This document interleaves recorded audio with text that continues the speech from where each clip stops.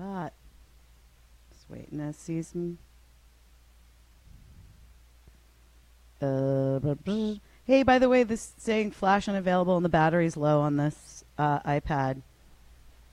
We're live. Hi there. Did you give me the 5?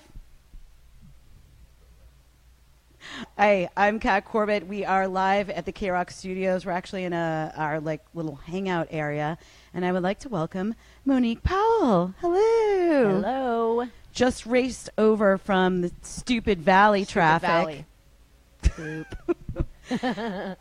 Save Ferris, new EP out called Checkered Past, which I played today. New sound. Which I want to ask you because you got Neville Staple from the Specials to be he's the first voice you hear on that. Yeah. How did that happen? Well, I've known him for a very long time. Okay. Back in the mid-'90s when Save Ferris played with the Specials, and we just maintained a friendship all of these years. And so when I finished this song, I went, it needs another voice on it. And John Avila, the producer, and I thought Neville would be perfect. Yeah, he just adds that extra, like you said, that extra, like that spice to it. He does. That really kind of completes that track. I agree. That was like Neville. that was the last little piece of the puzzle. When you let's talk about John Avila. From you guys out there watching on Facebook Live, you know that he is from Oingo Boingo, and obviously, you're a Southern California girl. Yeah. Oingo Boingo, Southern California band. How did the connection with John? You must know him as well, right? Yes. Well, that's an interesting story because when I was about 19 years old, my friends asked me to be on their record. And I think it was Real Big Fish's first record, and it was a song called She Has a Girlfriend Now. And John produced that record. And that's when John and I first met. Ah, so he saw the magic way back when. Got it. That's what he says. Come on. I don't know. Come on. I love it. Yeah. So when I was looking for a producer, I called my friend Scott Barrett, and because he's just a great idea man, and he was like, why don't you call John? And I listened to some of the stuff that John has been doing. Mm-hmm. He did some Mariachi El Bronx stuff that just sounded so beautiful. Right. I mean, the horn, it's so beautiful. And I thought, I wonder if he'd remember me. So I called him, and he was like, of course I remember you. Do you feel like that? Do you feel like, is that like a weird thing? Like, did you feel that way when you kind of got this going again? Absolutely. Yeah, no, absolutely. I mean, I am the one that walks up to people and goes, it's Monique. Oh my God, I do that. I do that all. You are. Freak. You take your ID out at the club. Yeah. Like, totally. Totally. I'm Yeah. always surprised if somebody remembers who I am. Do you feel like it was like a maybe? I think about this because I know. You took this really big time off, and I know that a lot of stuff went down in the. You had a life. Yeah. I didn't have much of a life, but I had a life. I mean, but you had some health problems. Oh yeah. Yeah, I did. Band problems. Oh yeah. Mm-hmm. So then to come back and slip into these shoes of who you were all that time ago. It's kind of an identity crisis. You're the same person, you've grown up, but how did you I mean, that's a really big head trip. What did you do? Well, I'll be honest with you. The years in between the tours and the shows and all of that, I did a lot of growing up, and so I came back into the situation a grown woman with an inner strength that I didn't have before and a sense of self that I didn't have before. And, I was more staunch about my convictions. You know what I'm saying? Whereas before, I kind of let everybody, for the most part, have their way just to make peace. But now I feel like when you believe in something, you got to go for it, And that was that's, I mean, being a woman now and a grown up gave me the inner strength that I needed to be able to push through all of it. It's a lot to push through, especially because we work in this business, which is not forgiving on women. It is not. No. You know? I mean, I've definitely noticed an acceptable double standard, particularly in regards to my most recent, situation in fighting to get the name for the band and everything like that. And it wasn't something I ever wanted to see or admit. Unfortunately, it just became my reality. Yeah. And when it's that black and white, you can't deny it. So, I'm not here to like rewrite history or anything. I just knew there were people that loved Save Ferris out there, and I just felt like I'd been given a second chance, and right. And fortunately I went with it and fought through the fear, and it paid off. I was right. There are a lot of people out there that still want to see the band. So. Yeah, there are. Yeah. And I had friends that were at the House of Blues show. What was it, wow. 2 nights ago? 2 nights ago. A night ago? Yeah, 2 nights. It was 2 nights ago. It was 2 nights ago, and the feelings of nostalgia, of just that vibe that you bring, and the band. It was really, they just had such a blast. That's that was just kind of the consensus. And I was just reading some stuff, and I know that your mom was there. She was in the audience. Yeah. Yeah, that was my dad. So when we were recording the EP, my dad got very sick, and John Avila and I planned a day for my dad's birthday, in which my dad came and sang on the record at John's studio. And I mean, we said that was my dad's last best day, because after that day he just progressively got worse and worse. And there was a point there where we thought he was going to be okay, and it was sort of a false hope, because he passed soon thereafter. But the timing was really difficult, because I was recording this EP, he got sick, I was driving to Orange County in traffic every day to be with him, just about, and then he died less than a month before we went out on the road. And so I was sort of forced to process all of these feelings while I was on the road. And then my poor band, those guys put up with so much. They are so beautiful. But then we come back to Orange County, and this new House of Blues looks just like the old House of Blues inside. And as soon as I walked out on stage, I looked to where my dad would usually sit at the House of Blues shows, which is just right up in the balcony. Right. We'd always save my mom and dad a table right up there. And I looked, and there was my mom holding a big sign with a picture of me and my dad on it. And I was like, I just couldn't keep it together. I don't know how you kept it together telling me that, because yeah, anyone who's ever gone through a loss, like my dad passed away, and I don't know how you went on tour, because I couldn't get off the floor for like a year. So yeah. I feel like obviously you were being propelled forward with something like I didn't have anything like that in my life at the time. Yeah. And to go out and maybe get that angst out, and the anger and the sadness playing live was it therapeutic? Was it a struggle? I mean, I think back to when my dad first got sick, and I promised my band, and I called management, and I talked to my dad about it, and I promised everybody that, my dad's wishes were that no matter what, we forge on. We don't miss a show, we don't skip a day of work, we go. Because my dad's greatest dream was for me to do this again. And that was the agreement that we had. So, in a sense, working through it was an act of love for my dad, and I was honoring him. No, I completely get that. I mean, dream fulfilled.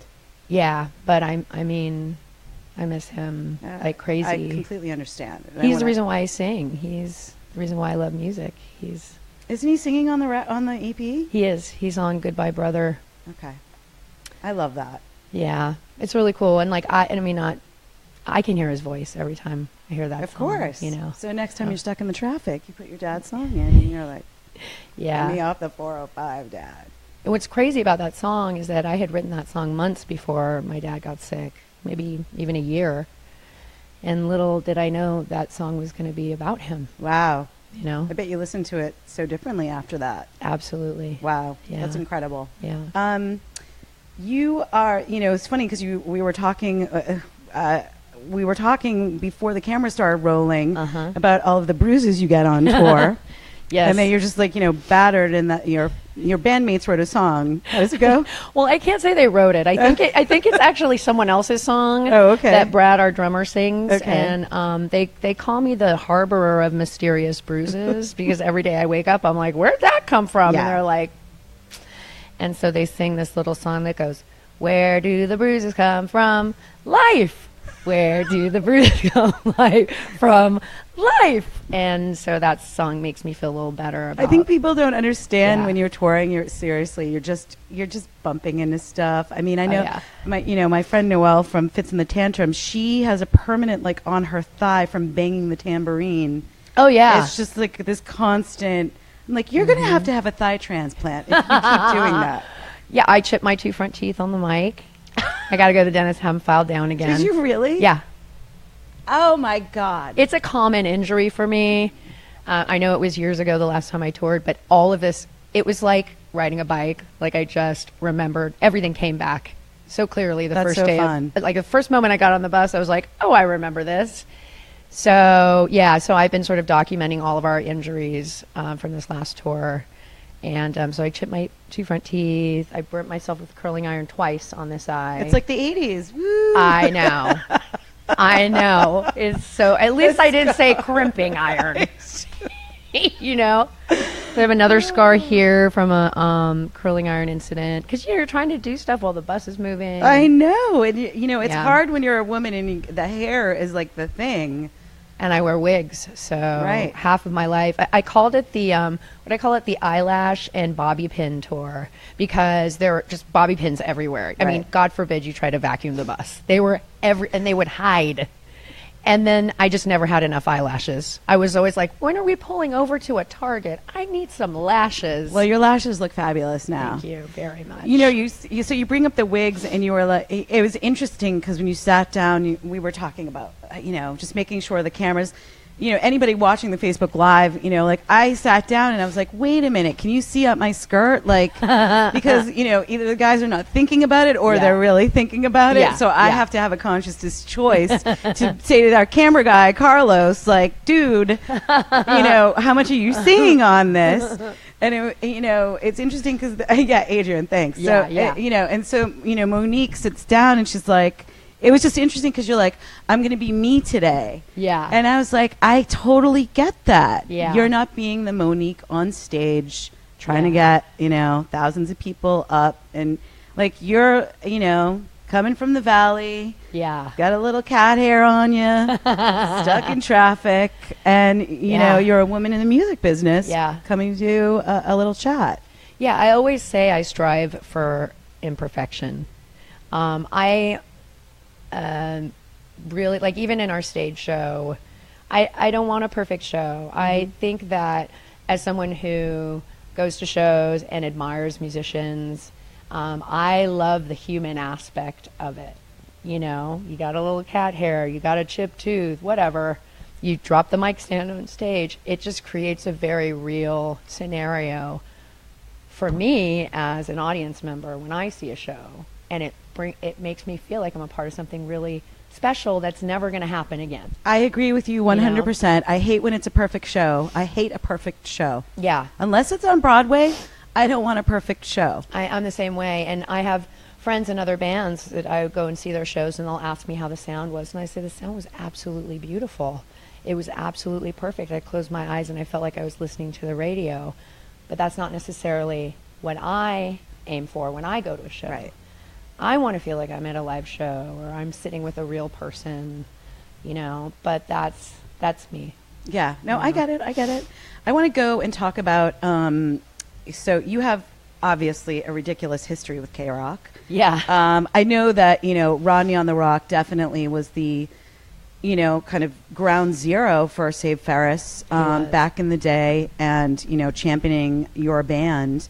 And so then, from there you get the record label and stuff starts happening. But I printed out because I was like, Almost Acoustic Christmases and Weenie Roast. Right. Now, I'm looking at Almost Acoustic Christmas from 97. Sadly, I was not at this one because David Bowie played on this night, along with Green Day, 311, Live, Sugar Ray, Third Eye Blind, Portishead, Everclear, and the Aquabats, and Save Ferris. Yes. Do you remember anything about that night?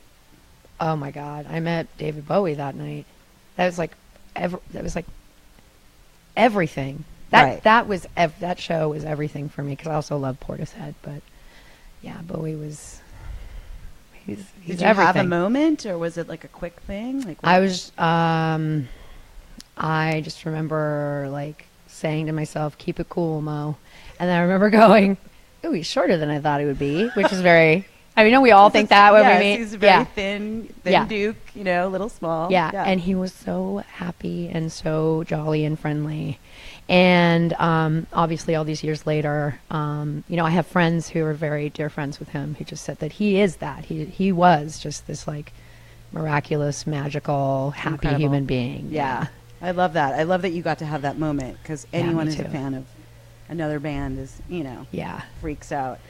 So then you went on, let me see, that was the 97. Then you played in 99, which was the first Almost Acoustic Christmas I had ever attended because I was the new girl. I didn't grow up here. I was a new girl, and it was at Anaheim. It was in Anaheim. It was at the Pond. Oh, my goodness, yeah. I remember that. And it was kind of crazy, but I remember it was Bush and Blink and Rob Zombie in his dirty Santa costume that was playing, throwing around fake blood. I was like, what's happening?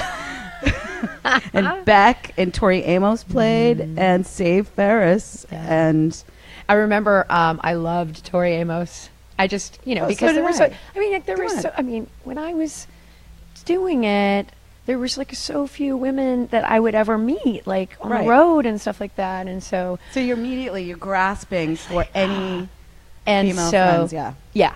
So Kevin and Bea knew that I liked her, and they were like, "We will introduce you, but you cannot cry. You have to promise you will not cry," because every girl we introduced to her starts crying. Right. So I was like, okay, and I met her. She's very lovely. You didn't cry. I did not cry. Good for you. I locked myself in the bathroom after and cried and sobbed. No, I'm just showed kidding. them. No, I didn't. Kevin and Bean. She can cry if she wants to. She's Monique Powell. She can do it. So then you played Weenie Roast, going to 97. You started on the good old side stage. So Motley was on that. The Descendants. That Dog. I haven't heard that name in forever. Oh my God. The Cure was headlining that night. And then you played in 98 on the main stage, and that was The Prodigy and Green Day. Madness was on that bill. That must have been heaven for a ska punk band. Heaven to have Madness on the same bill. Absolutely. And you were on 2 Kevin and Bean Christmas CDs. And I know a lot of my Jewish friends are really happy about your Christmas rapping redux that you did. Yeah. I think that was a brilliant turn on that song. It was needed because there aren't that many. I mean, other than Adam Sandler. Yeah. Right. Yeah. I mean, I just one night, my cousin and I were in San Francisco, and I was like, because I think we recorded Christmas rapping in San Francisco for some reason. We're on the road, something like that. But my cousin lived there, and I was like, we need to write some new lyrics to this. So she helped me, because we're both originally from Los Angeles, but I grew up in Orange County. She grew up in L.A., and sort of made it about the L.A. experience and growing up. Also in Orange County, the experience of growing up during Christmas time, but being Jewish, and it was fantastic. Yeah, it wasn't just a kind of schmaltzy let's plug in some different words here. Yeah, it's actually a really good version of the song. Yeah, thank you. So just a little bit more nostalgia here because, you know, we haven't had you in many years. So it's like I'm so happy to spend as much time with you as you'd like. So I'm thinking like 10 things I hate about you, which A, I love the movie because it's so well done, right, and well written. B, my friend's letters to Cleo are in the love movie. them. And Kay texted me and told me to tell you to say hello. Tell her hi. Which I feel like you two gals should get together and do something. Like I feel like you're in that weird zone where you could do something. Totally. And then you guys played the prom, which is the best prom ever, obviously. Which is really funny because I think there's a prom scene in 16 Candles, maybe? Yes. And my husband is actually in the audience of that scene when he was a kid. Well, there's a dance. Oh, wait. So he was he sitting on the bleachers? I know the movie by heart. In like 16 Candles? No, he was like in the, like dancing around, like in the crowd. He was like one of the crowd kids. Oh, my God. You need to get a screenshot and send it to me. I want to see who he is because I know every inch of that movie. Yeah. I need to just... That's we saw it. Yeah, we saw it, and we literally like frame by framed it until we found him. You guys, as a couple, were in 2 pivotal like adolescent movies. That's crazy. I know, it's crazy. Wow, I love that. Yeah. So what's new? I was looking on the Save Ferris website, and there are no tour dates up there right now. Because we're doing Warp this summer. I know that. I'm so excited. So that kicks off in August, correct? Yes, I think so. Yeah, it's August, right? So how do you feel? Like you've done Warp Tour. You know the haul Warp Tour can be. I'm thrilled. Yeah. I can't even express my joy. I love it. Because doing Warped in 98 and 2000, I mean, they were some of the greatest days of my life. It was a hard tour. Yeah. It was a hard tour. Yeah. But it was awesome. And I made so many lasting friendships. It was kind of like punk rock summer camp, you know, like you make these lasting friends. And some of them are on the tour this year. And as soon as the announcement came out, my phone started dinging because everyone started texting me like, I'm so excited we're going to be touring together. Yeah, it was really cute. So it's going to be a reunion of sorts. You need to do those recreation photos where you find the old photo from the first time you guys, like whoever the bands were that you were touring with, and then do the updated version of the new you. I think that's a great idea. I'd love to see that. I love that. Well, I love that, you know, you've come back and you've, you know, kind of made it your own again, like for real this time. Like you're an adult and you know what you want and you know how things work. Yeah, it's you know, I get scared all the time, and I, you know, get sad, but I think that being honest about my process is a part of the process. Yeah. You know, like I said, I strive for quote unquote imperfection.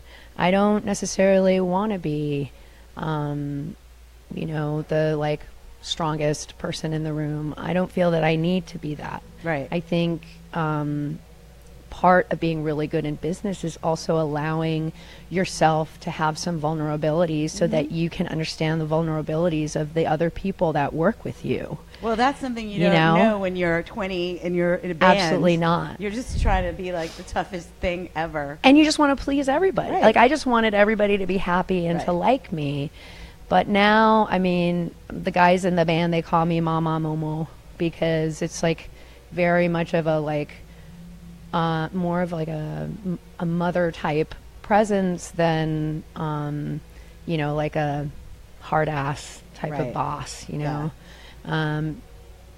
You know, so I think I've learned a lot, obviously, but I decided in business, I didn't necessarily, like I wanted to take the better route, not the easier route.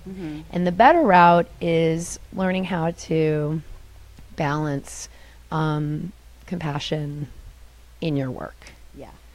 It's harder, but at the end of the day, the payoff is greater. That doesn't really go with the music business, Monique. So it doesn't. But it's totally possible. It's totally possible. Compassion in the music business? Were you crazy? I know. But crazy. You know what? I would rather not be the like most famous star in the room if it means that I have to, you know, I don't know, hurt people all the time. Right. So. Or sell yourself out for some quick fix. Yeah. I get that. You know what I'm saying? But and also, like, I really just, it's very satisfying to be able to be surrounded by people that sincerely care about you.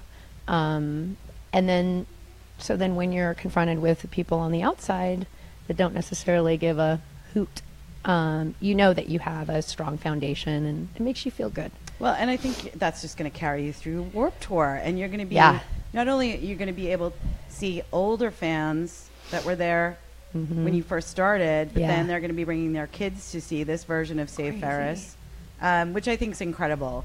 So it's yay, crazy. That's incredible. Fantastic. Yeah, the demographic has definitely broadened. Yeah, for Save I know. Ferris. It's so weird. You're like, what? I know. I look out there. I'm like, what happened?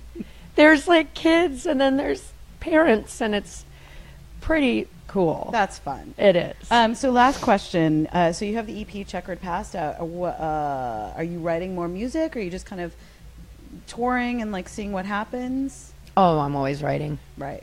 Yeah. Do you have like future plans for more Save Ferris Absolutely. music? Great. That's Absolutely. good news. Yeah. Yay for us. Yeah. I'd like to do a full length as soon as possible. Awesome. We'll see. It takes time. I realize this time around it takes a lot longer than I thought it would. Yeah. Especially when you have to really keep your eye on everything. It does. Yeah. It's a lot. Well, thank you. Monique Powell from Save Ferris. See her and her awesome band on the road. Van's Warped Tour kicking off. I think it's August 6th is when it kicks off, hitting the States. But I'm so glad you're here. You're in a totally different KROQ building since the first time you guys, came through. It's a time warp, really. It is. Because I remember, oh my God, I'm aging myself, but I remember when you guys first moved here. I totally remember. You do? Were you here? Did you come here? I came here once. Yeah. It looks exactly the same. It's so weird. It's great, though. This is new, I think. This is new, only like a couple weeks old. Oh, okay. It's new, yeah. It's lovely. I like it. I know. You're one of the Yay, first to KROQ. enter it. So welcome back. It's great to be back, Kat. Oh, I love it. I'm so happy. Well, thank you guys for watching Facebook Live. I'm Kat Corbett with Monique Powell of Save Ferris. Da, da, da, da, da.